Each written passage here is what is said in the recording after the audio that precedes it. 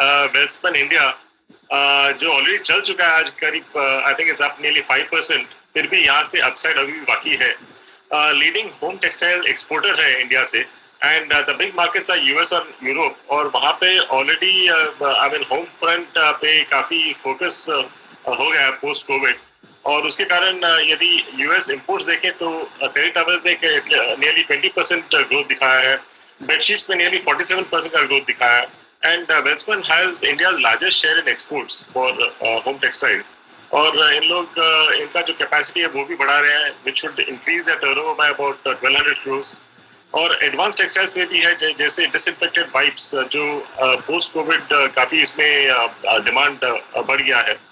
और शायद earning surprise रहेगा, because the last 2 quarters were better than expected. इस बार भी शायद अर्निंग सरप्राइज रहेगा.